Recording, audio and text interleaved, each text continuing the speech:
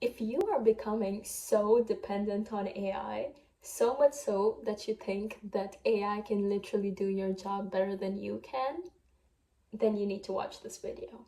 Now, don't get me wrong, AI is an extremely powerful tool, but what we don't talk about enough is when you get dependent on a tool that's this powerful, you start losing touch with your mental muscles. Why? Because you're not getting challenged anymore. Muscles are built when they are challenged, right? This video is not about rejecting AI. We are not going to be going back to the good old days, no.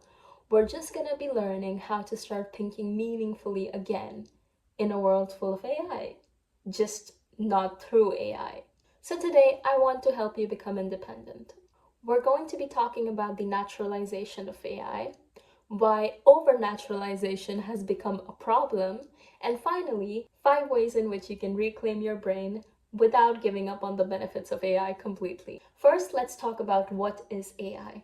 AI, or artificial intelligence, is a system or a machine which performs tasks that we usually traditionally associate with human beings. One of the earliest examples of AI is the logic theorist in 1956, which was built to prove mathematical theorems, something that was being done by mathematicians or humans before.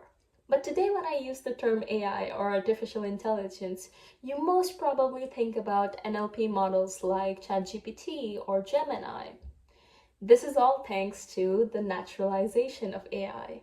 Naturalization is when a tool becomes so familiar to you and it starts being used so often that it becomes a part of your day-to-day life without you even realizing it.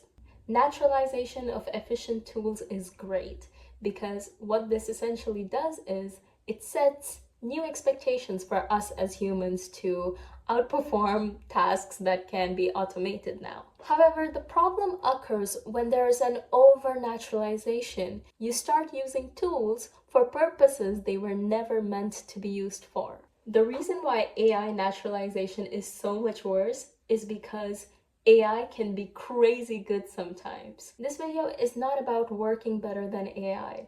It is simply about choosing to do certain tasks yourself, even though there might be a slight chance that AI might do it better. Why? Because we have so much to lose. Our tolerance towards confusion decreases every single day. Our ability to sit with difficult problems decreases every day. And our stamina for critical thinking is as worse as it can get. With that being said, let's now talk about how you can reclaim your brain in the age of AI. First, start consuming long-form content. This can be reading a book, watching a podcast, or even listening to an audiobook.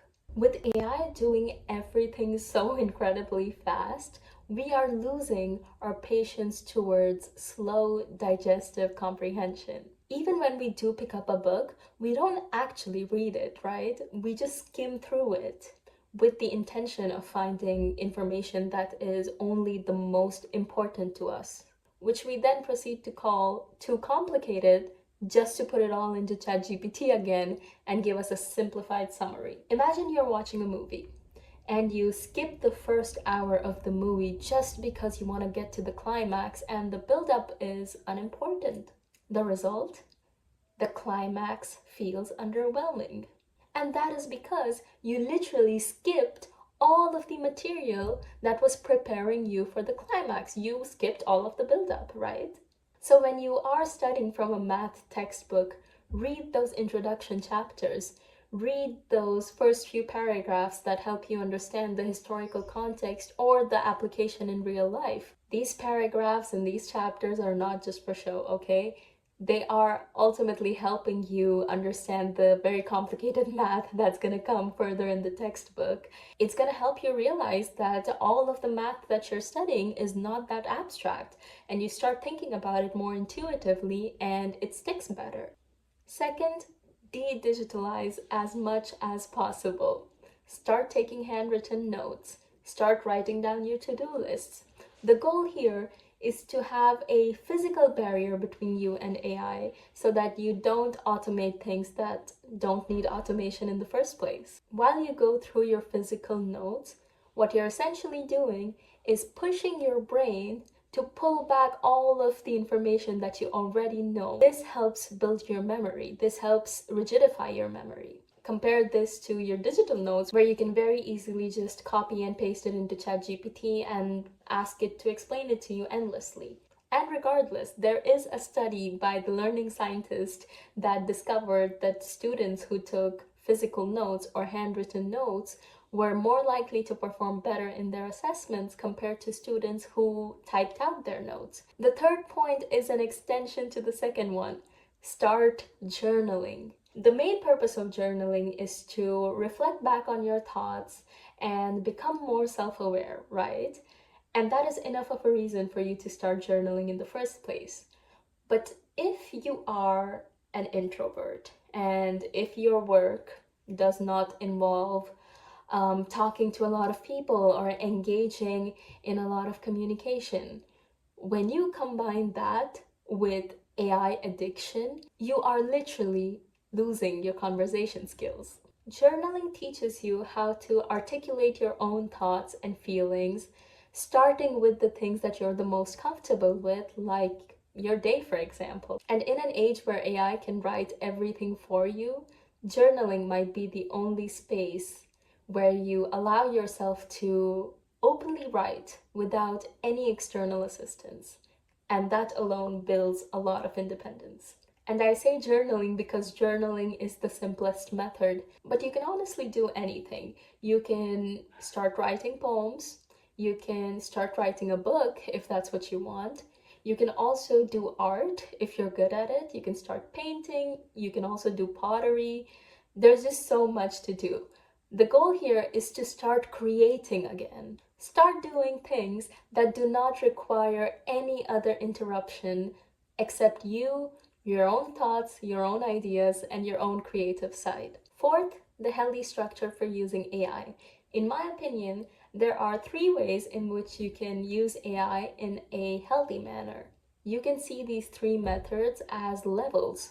Once you master the first one, you can move on to the next one. Level 1 would be to produce something yourself and then ask AI to improve it.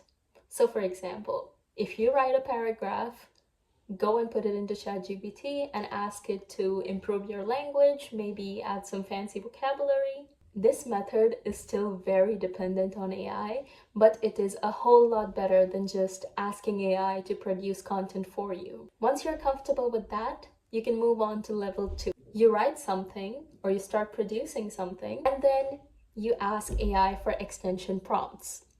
Imagine you're analyzing a poem, okay? And you've already analyzed the purpose, you've already analyzed the main message of the poem. You might ask AI, hey, I've already analyzed the purpose and message of the poem. What else can I do? And the AI might ask you to focus on the tone, to focus on the literary devices, to focus on the historical context, and so much more. Level 3 would be to work completely all by yourself from A to Z, and finally ask AI just for feedback against a strict criteria. Now this should be your final goal, okay? Our goal should always be to keep AI limited to feedback, but it is very important that you have a strict criteria that you give to the AI before it judges your work. For example, if you're writing a scientific research, your criteria can be coherence and understandability. But if you're writing a book, the feedback criteria becomes artistic styles or use of extensive vocabulary. You don't want AI to give you feedback about using more flowery words when your goal was just to create a report that you want to show to your manager. And lastly, talk to ChatGPT using the audio mode. Now I'm using the example of ChatGPT because I assume that most of us are familiar with that, but this also applies to, let's just say, the podcast feature of Notebook LM, where you have an option to interact with the podcasters as well. A very interesting feature. Please let me know if you want me to do a video completely on how to use Notebook LM. But this is one of the most underrated habits. Voice conversations force you to listen to what the AI is saying, right? Even if you're directly transcribing the audio to a docs file, you are still forced to listen to the audio, put it through your brain, and hopefully filter out any unnecessary details that are redundant for your work. Moreover, in ChatGPT especially, you can interrupt the responses as the AI is speaking to you, right? So if you think that the AI is expanding on something that you don't really want that much of an expansion on, you can interrupt it and say, hey, you're going haywire. Can you maybe focus on X instead of Y? And that is it for today's video. Now, this video is not anti-AI. I'm not saying that you should never use AI for content production. You can, and you very much should. But before you use your AI for any kind of content production, ask yourself this question. If the resulting output was to be incorrect or unsatisfactory, do I know enough to correct it or improve it? If yes, then go ahead. But if not, I highly suggest you learn about the topic enough and do your research, at least enough to recognize any mistakes that these AI models might make, which they are very prone to making. Thank you so much for watching this video. Bye-bye.